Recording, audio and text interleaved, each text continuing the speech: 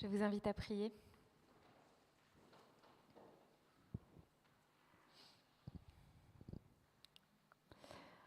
Seigneur, merci pour ta parole. Merci pour ce temps que nous pouvons passer à t'écouter, à te contempler. Par ton esprit, veuille nous rejoindre dans ce que nous vivons et que ta parole puisse prendre vie dans notre vie. Nous te prions aussi pour les enfants dans leur groupe, que tu inspires les discussions et que la graine de ton évangile soit semée dans leur cœur. Amen. Imaginez ce que vivent Marthe et Marie dans le texte que Dorine a lu tout à l'heure en résumé. Elles ont perdu leur frère, encore jeune, d'une maladie foudroyante en quelques jours seulement. Quand un jeune meurt si vite, si brutalement, la question qui surgit, c'est pourquoi ? Pourquoi lui ? Pourquoi comme ça ? C'est injuste. Peut-être même qu'on se dit, si Dieu est là, pourquoi ? La mort de Lazare est une tragédie, une vraie tragédie, comme d'autres tragédies qui peut-être nous touchent aujourd'hui. Alors on est au courant de la tragédie mondiale que pose la crise du Covid, mais au niveau personnel, ça peut être la mort d'un proche, ça peut être un accident, une rupture, une injustice. Quoi que ce soit, même si ça n'impressionne pas les autres, quoi que ce soit qui soudain nous enlève la joie et peut-être un sens dans notre vie. Quand on lit l'ensemble du chapitre 11 de l'Évangile de Jean, on comprend que Jésus a volontairement retardé sa visite à Lazare. Jésus a fait énormément de miracles et pourtant, il retarde son intervention dans la famille de Marthe et Marie. Pourquoi ? Pas par cruauté, ce serait vraiment très différent de tout ce qu'il a montré jusqu'à présent, mais pour que le miracle soit plus grand. Plus qu'une guérison, il veut donner une résurrection. Pour montrer matériellement que c'est par lui, Jésus, que la mort va être vaincue, que la vie va triompher. Il va ressusciter Lazare et ce miracle, on est à quelques jours seulement de son arrestation, de sa propre mort. Ce miracle annonce sa résurrection à lui et la résurrection qu'il promet à toute personne qui lui fait confiance. Dans l'histoire, quand on lit l'ensemble, les pleurs se changent en joie, la lamentation en allégresse. Et c'est un modèle, un prototype de ce que Dieu nous promet. Parce que quelles que soient nos tragédies, Dieu ajoute un chapitre d'espérance et de joie. Mais je vous invite à passer du temps sur un épisode de ce long événement de la résurrection de Lazare, parce que Jean, en fait, ralentit son récit de cette rencontre avec Marthe et Marie pour nous faire observer les réactions personnelles de Jésus, en particulier quand il rencontre Marie. Donc je vous invite à réécouter, là vraiment en allant dans le texte, donc un passage de l'Évangile de Jean au chapitre 11. Après avoir parlé avec Jésus, Marthe s'en alla. Elle appela Marie, sa sœur, et lui dit en secret, « Le Maître est arrivé, il t'appelle. » Dès qu'elle entendit cela, celle-ci se leva vite pour venir à lui. Jésus n'était pas encore entré dans le village, il était encore au lieu où Marthe était venue au-devant de lui. Les Juifs qui étaient dans la maison, avec Marie pour la réconforter, la virent se lever vite et sortir. Alors ils la suivirent en pensant qu'elle allait pleurer au tombeau. Lorsque Marie fut arrivée là où était Jésus et qu'elle le vit, elle tomba à ses pieds et elle lui dit « Seigneur, si tu avais été ici, mon frère ne serait pas mort. »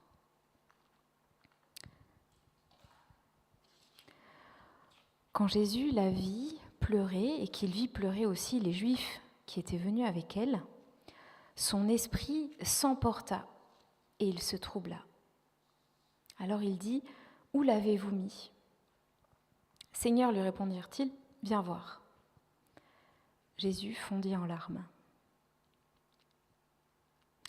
Les Juifs disaient donc, c'était vraiment son ami. Mais quelques-uns d'entre eux dirent, lui qui a ouvert les yeux d'un aveugle, ne pouvait-il pas aussi faire en sorte que cet homme ne meure pas ? Jésus, s'emportant de nouveau, vint au tombeau. C'était une grotte, une pierre était placée devant, et Jésus dit, enlevez la pierre. Et je propose qu'on s'arrête là. Ensuite, il y a tout le récit de la résurrection de Lazare.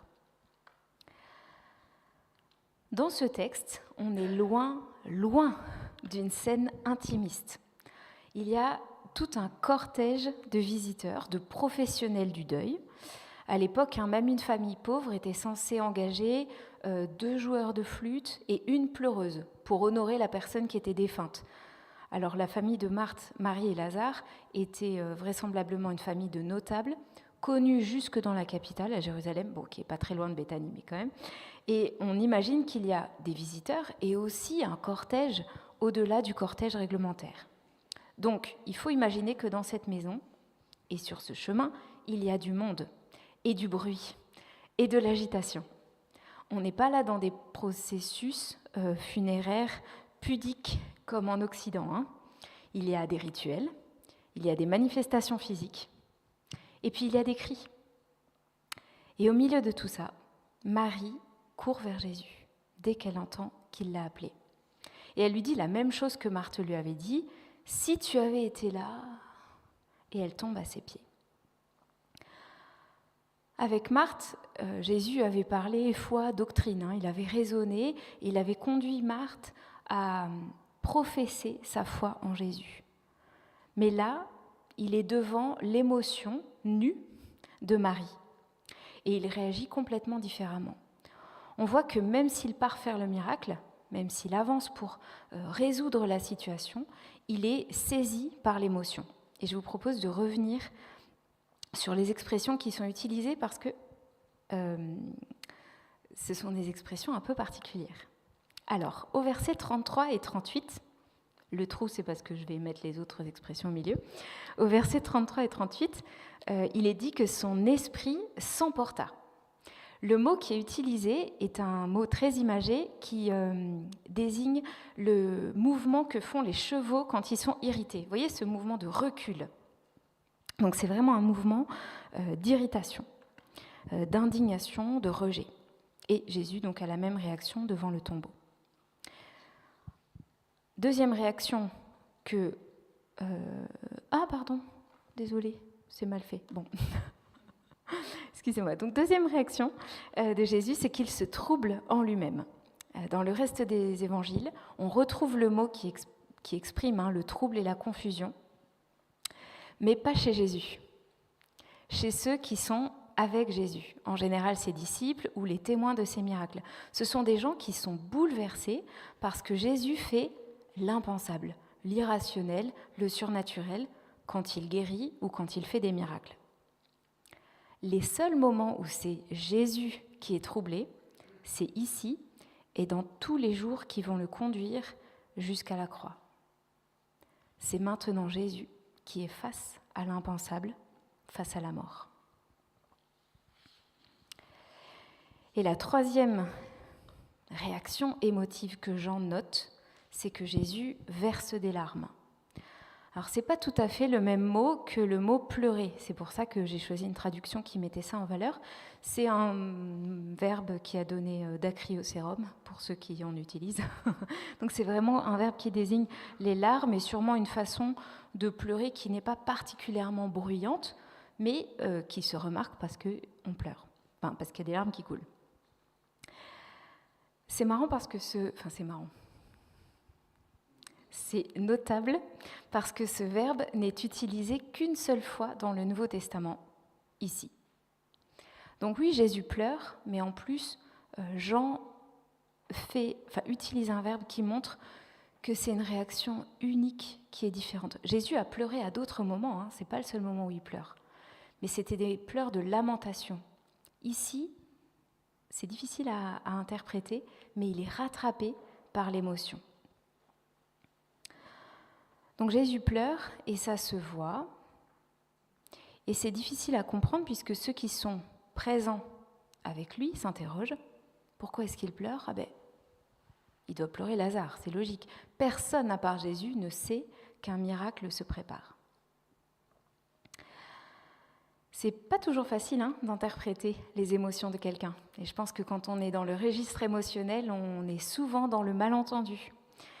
Ici, on a des larmes, du trouble, de l'irritation. Qu'est-ce qu'on en fait ? Comment comprendre ? Alors, comme Dorine l'a dit tout à l'heure, c'est peu probable que Jésus pleure l'absence de Lazare. Comme nous, quand nous sommes endeuillés, nous pleurons l'absence de l'être aimé, nous pleurons la séparation. Jésus sait qu'il va ressusciter Lazare, donc il y a peu de chances qu'il pleure pour le manque que représente la mort de Lazare. Est-ce que Jésus est troublé par le pleur de Marie et de tous ceux qui l'accompagnent ?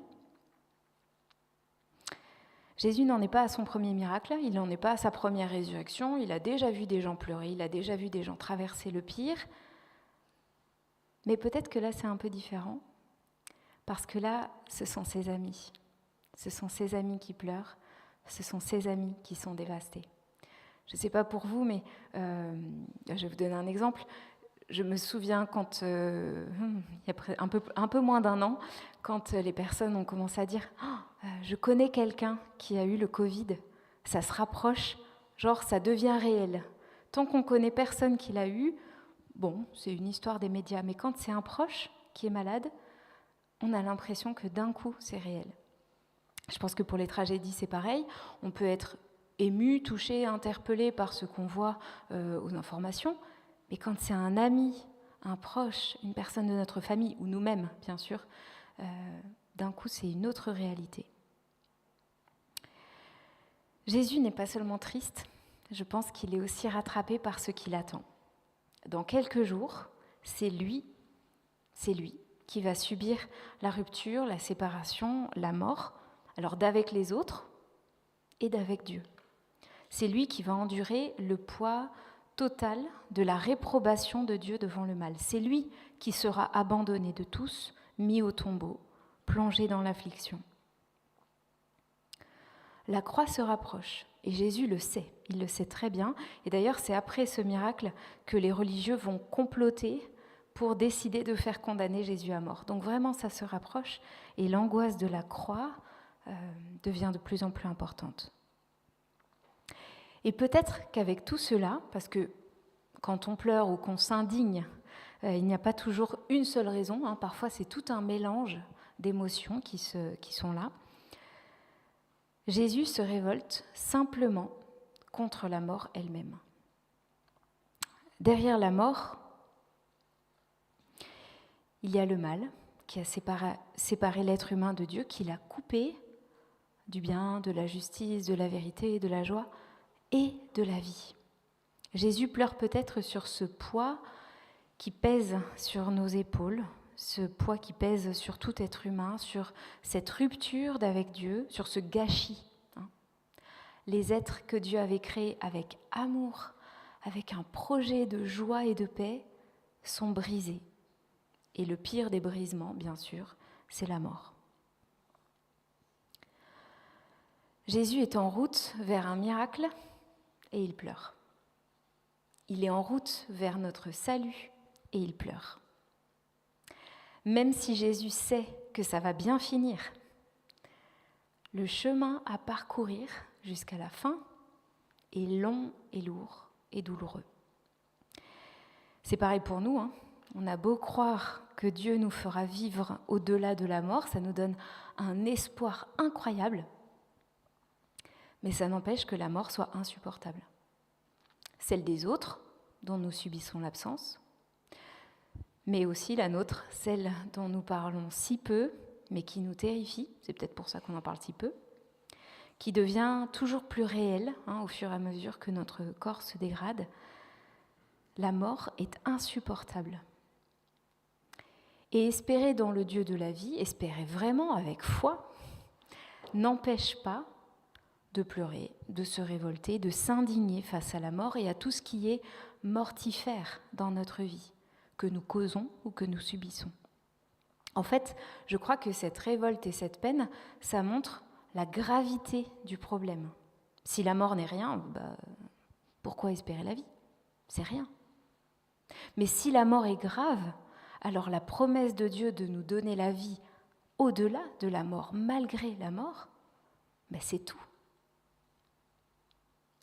Notre révolte intérieure face à la mort montre combien nous sommes faits pour vivre. Et du coup, dans la vie de foi, l'espérance ne prend pas toujours le visage d'un sourire rayonnant, triomphant, joyeux. C'est parfois, comme chez Marie, un cri lancé à Dieu à travers des larmes, des gémissements, de la colère, de la tristesse. Ce que Jésus montre de sa révolte et de sa peine témoigne qu'il est bien humain, à part entière. Jésus ne se contente pas de réfléchir, de décrypter la situation ou d'agir en apportant une solution. Il en ressent tout l'impact émotionnel. C'est un homme, un vrai, dans toute sa sensibilité. Et je ne parle pas de sensiblerie, parce que Jésus n'est absolument pas mièvre, mais toute la sensibilité que, être humain, homme ou femme, nous avons, nos tripes. Jésus expérimente la vie, la condition humaine jusqu'au bout, jusqu'au fond.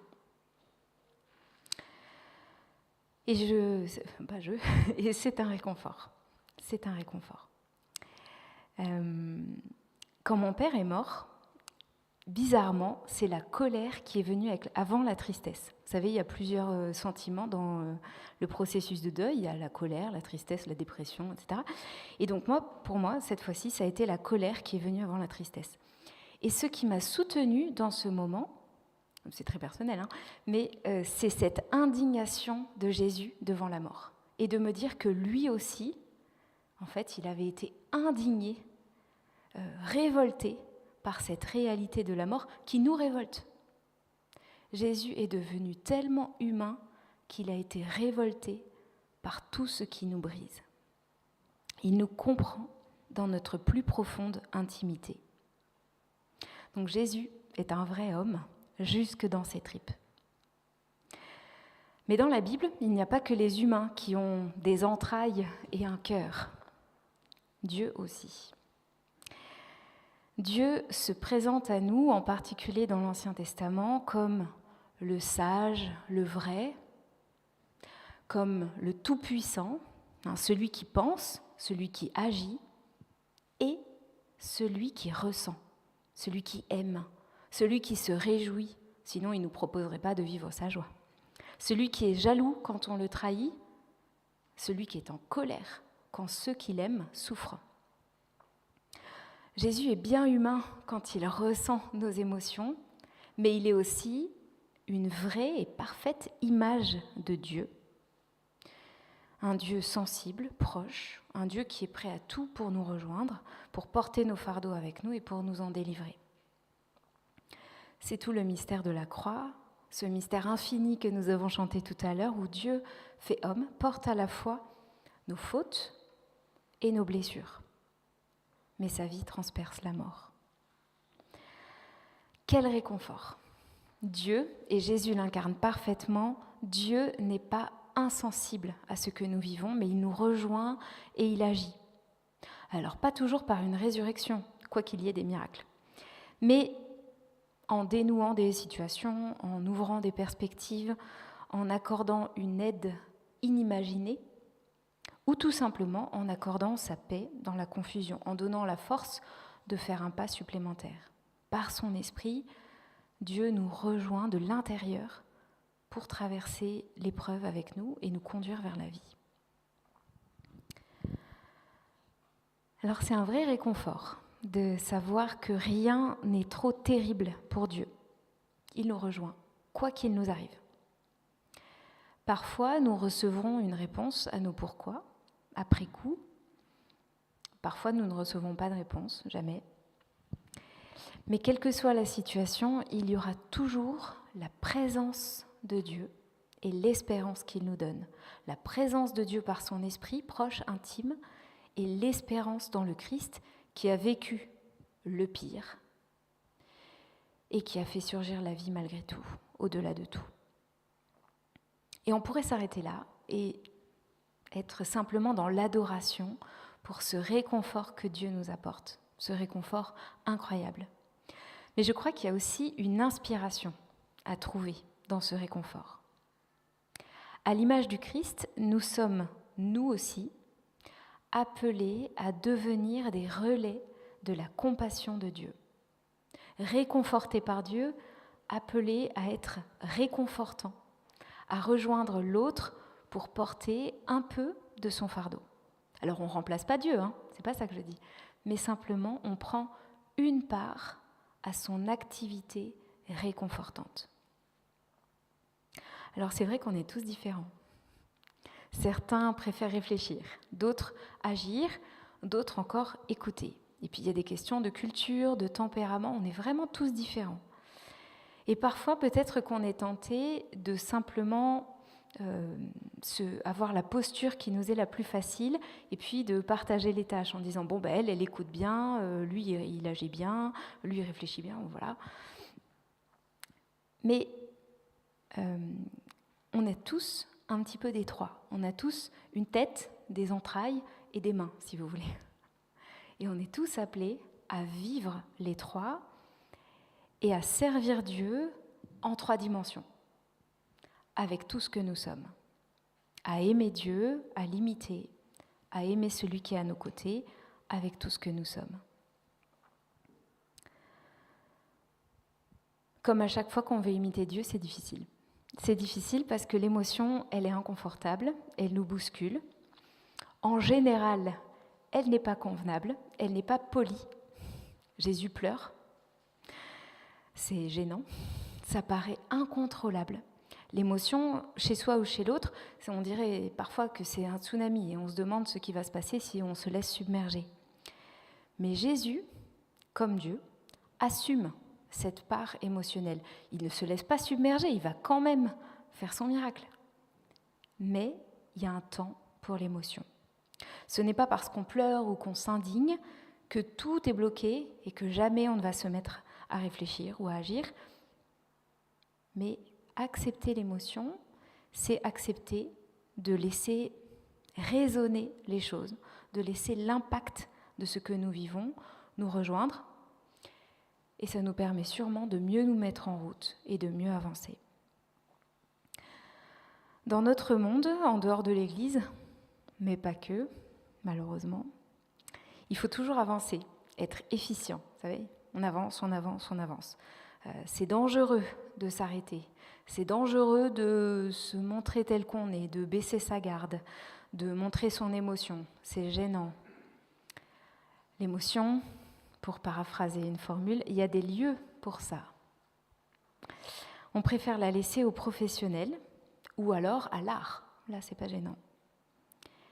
Mais je me demande si pour nous, être des relais de la compassion de Dieu, ça pourrait pas être de participer à l'action de Dieu pour rejoindre ceux qui nous entourent en disant les pensées de Dieu, en agissant selon la volonté de Dieu, mais aussi peut-être en étant présent, en ouvrant un espace dans la relation pour l'accueil, pour l'écoute, pour laisser un espace où l'autre peut être entendu, soutenu, en toute confiance. En particulier dans une époque où quand même on est rapide dans nos communications, où on est quand même isolés les uns des autres et souvent démunis devant les grandes questions de la vie. Alors c'est évident, nous ne sommes pas Jésus, il y a des conditions. On ne se transforme pas en psy gratuit, on met des limites pour se protéger, ce n'est pas toute la terre que nous allons réconforter. Et puis, je crois que ça c'est l'essentiel, on ne peut donner que ce qu'on a reçu. C'est le réconfort qu'on reçoit en Christ que nous pouvons offrir un peu. C'est de l'abondance de ce que nous vivons avec Dieu que nous pouvons puiser les ressources pour être témoins auprès des autres.